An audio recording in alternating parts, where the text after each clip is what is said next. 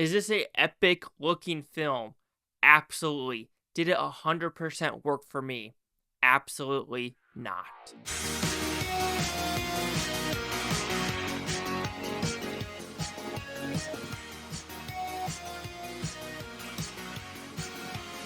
Chase Lee Hockey here at the Blue Futon reviewing The Brutalist. What's about pretty simple premise is a straight up immigration story from Europe to the United States, and hardship ensues, even though this guy is a fantastic architectural genius. He does libraries, he does centers. Guy Pearce, though, was very angry at like a surprise in his house and like, how dare you fuck up my library? But then a couple years pass and he's like, you know what? I need him to build the most bombastic church, gym, rec center for the community in Philadelphia. And of course, shenanigans, hardship, and craziness ensues. So, did I like this film? It was a okay film for me. To me, it was forceful.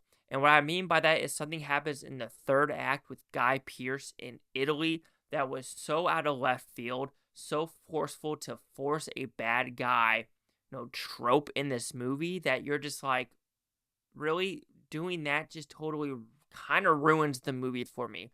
Because getting from point A to point B to point C to point D in this movie was fantastic. Of getting to America, the cinematography, like the upside down Statue of Liberty, the score of the film, the gravitas of the film to suck you into this world really works. Andre Brody does a great job. Guy Pearce does a great job. Felicity Jones does a great job in this movie, and I do think that getting to that point is really good.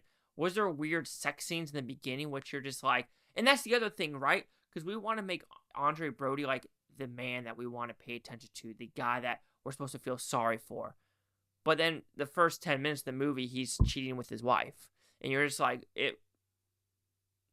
is he really the good guy at that point? Of course, then he does, heroin and shit like that, where you're just like, at a point, you're like, am I really supposed to be rooting for you? Because I see all the shenanigans that you're doing to, like, I want to say backstab your wife, but, like, really just not caring what is happening in Europe. Yes, you are showing it at some point, but then again, you're just, like, still like, I want my family back, but I want this woman to have sex with me. You're just like, okay, whatever. And there is something about a side story with his cousin and his wife of, things going down, of making a move. And that's very interesting. I kind of agree with the cousin at that point of, yes, there might have been some drunkenness to it, but, just seeing his past, you just kind of question everything that does occur in that scenario. So the first half of this movie, because of course you get an intermission, is him slowly, having these up and down, waves of like, okay, I got a job to work this library. Oh, I got fired. And now my cousin's kicking me out of the house. Now I got to shovel coal for 2 years. Guy Pearce comes back in the picture, and oh my God, we are on this verge of making something great. Even though I'm not a fan of that architecture, and this is where I find very interesting with this movie, because at the very end, because we're going to talk about the architecture now, something happens at the very end of the movie where kind of like a Babylon, where you're showing European just amazing architecture from the 15, 16, 1700s of how it looks very boring today. And that's the weird thing. The thing he makes in Philadelphia, it might look cool, but it's cold. It's like he's shooting himself in the foot, because it is not a good look for him, in my opinion. A lot of concrete. Yes, the whole point of concrete is making things cheaper. I understand that. And having the cross is pretty cool. And I know the whole thing is like he's Jewish and things like that in the community of like Jewish versus Catholics. So that's, very potent in that society as well. But I do feel like, I want to say there was sabotage because he loves his work so much. But it's like that much concrete just makes the whole thing look so goddamn cold. And then you look at what he did, and I want to say it was Turkey, if I'm not mistaken. It's still a little bit coldish, but a little bit more color. So I find that very fascinating of why he decided to make that in Philadelphia of that point. Anyway, then you get into part 2 of this movie when Felicity Jones comes back in, where she comes in a wheelchair and she's having a lot of health struggles, and the marriage isn't going the greatest because he's leaving her. She wants to have a job in New York. And this is where I get really confused, right?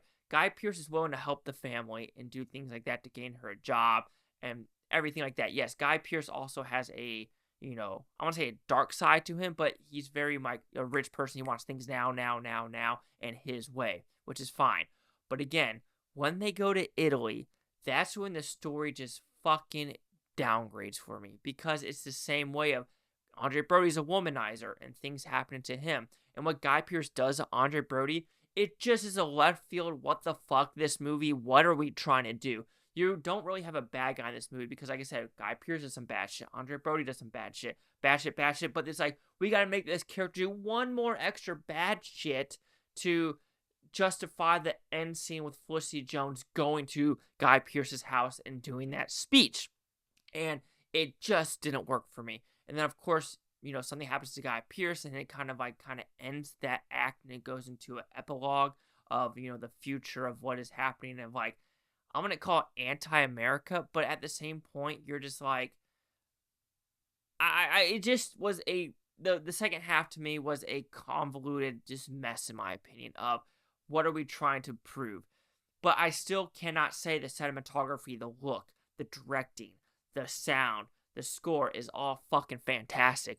But it is that writing of what are we doing with these characters in the last 45 minutes of this movie where I'm just like, I can't get behind it. I don't understand it. And I don't understand the point of what you're trying to do except trying to make this one person the extra bad guy. Because at the end of the day, I can't feel sorry for Andre Brody. Yes, what happened to him sucked, but he still was a womanizer. He still cheated on his wife multiple times. He does heroin multiple times.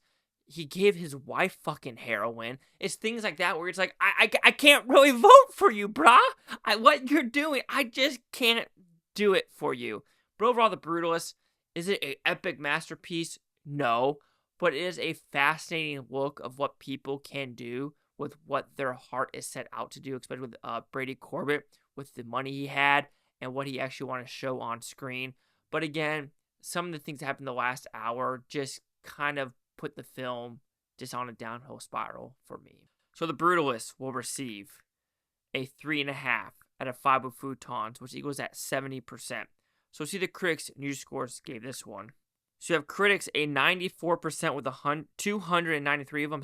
Audience score 80% with over 1,000. Critic consensus: structurally beautiful and suffused. Sorry, I'm an idiot. With Andre Brody's soulful performance. Writer-director Brady Corbett's The Brutalist is a towering tribute to the immigration experience. I mean, fair enough to me.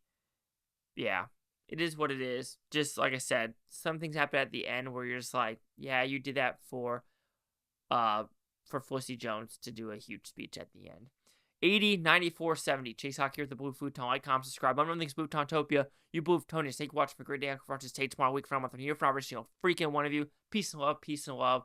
And yeah, I always wanted to be an architectural cat when I was growing up, but it didn't happen.